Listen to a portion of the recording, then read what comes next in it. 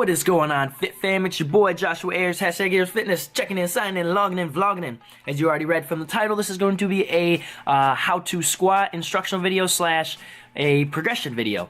So right here I'm showing you what is known as a box squat. You can call it a chair squat, whatever. This is great for beginners or anybody who's having a hard time with their squat and not getting the appropriate mechanics down. Or if you have an elderly client, if you're a personal trainer, you have an older client and they're having a hard time learning how to emulate a squat, you can have them sit down on a box or have them sit down on a chair, and it'll kind of mimic the same body mechanics that you use whenever you're doing a squat. Alright, now to take that one step further, because this is a progression video, we are going to do what we call body weight squats, or you can call them air squats. There's a couple different names for them. It's basically just doing a squat without having that box there or having that chair there. This way we can go to full depth. You want to go ATG, that stands for ass to grass. You want to get as low as possible to get the greatest amount of stretch and recruit the most muscle fibers possible, okay? So all the way down, using your arms at a counterbalance, straight out, maintaining a 45-degree angle in that back. You'll hear me say that a lot throughout this video because it is very, very important.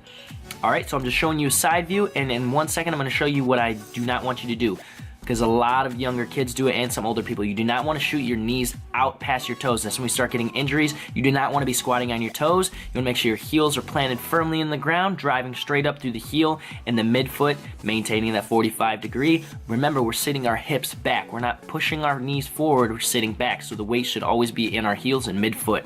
Taking it one step further, before we even touch a barbell, we're going to grab a dumbbell. We call these dumbbell goblet squats. You hold it a couple inches away from your chest and you squat just holding the dumbbell. This is going to help you keep in mind your proper posture that you need to stay up nice and tall, like I said before, keeping that 45-degree angle in that back and not letting the weight pull you forward like this. A lot of people will tend around, they'll come down and collapse forward, they'll almost fold over. You don't want to do that. You want to squeeze that core tight, get everything nice and braced, and squat down, maintaining for that 45-degree angle once again, okay? Now we have, moving on to the split squat. This would be the next variation as a progression. This is going to be a little bit more difficult, require a little bit more balance. Right there I'm showing you, do not collapse your shoulders, pinch those shoulder blades back together and up and down. Now to get in a perfect position starting for that, go ahead and just take a knee on the ground, make sure that shin's nice and vertical, and drive straight up. Okay, now we're ready to get under the barbell. So I'm showing you the appropriate grip length. Everybody has a different kind of grip. You want to do just a little bit outside your shoulders, unrack safely, squeeze your traps together, unrack, walk it back. Head neutral, do not look up. A lot of people like to look up at the stars, look up at the sky, see what's on the ceiling, see what bugs and whatever crap's on the ceiling. You do not want to do that. Okay, so by this time we should already know how to squat appropriately, keeping our chest up, head neutral, 45-degree angle on the back, our weights in our heels and our midfoot, driving straight up. Now all we're doing is we're holding onto the barbell, keeping our traps pinched together and keeping our hands up, and we're driving our whole body up against that bar, okay?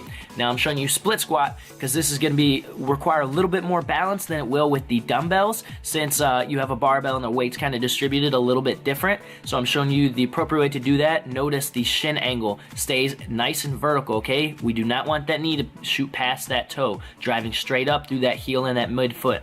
Now right here I'm going to show you one of the problems that a lot of people end up doing. So if you're losing your balance when you're doing this, it's because you're doing that right there. That is called tight roping. When one foot's directly behind the other, make sure it's offset to the side for better balance. Alright, now getting into one that's going to really dominate on the quads, the quad part of the legs, so the front part of the legs, is the front squat. This requires a lot of shoulder mobility, a lot of flexibility. If you have tight lats, this is really going to help you from getting, this is going to really hurt you into getting into the proper position. When we do this, you can grab it with 2 or 3 fingers. Make sure that our elbows, the back of our, the bottom of our arms where our triceps are flat, so they're parallel to the ground.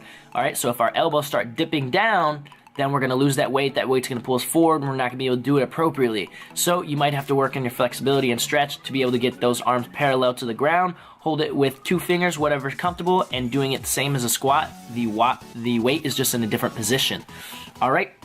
Moving on to one of the most elite squats that you could do. I only recommend this for very, very, very advanced athletes or lifters and people who have a lot of mobility, the overhead squat, okay? Because this is a very high risk move, as there's lots of things that can go wrong and it does require a lot of mobility. So I only recommend this for advanced lifters. You get a wide grip, such as a snatch grip. You keep the bar directly over the base of your neck, you could say, so it's in line with the middle of your body. It should be going right over the, in between your heel and the midfoot, and you're driving straight up. You're gonna have to keep those shoulders nice and active and driving straight up with perfect squat form. That's what's gonna help it. A lot of it is really just that shoulder mobility. All right, so thank you guys so much for watching. I hope you guys learned a lot of really good tips from it.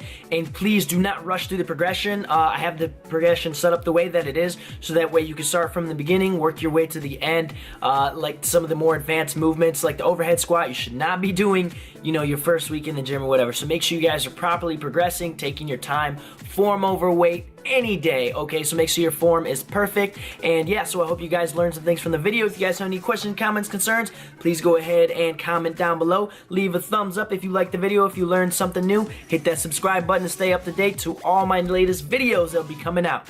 All right, till next time, #AyersFitness. Boom! Out!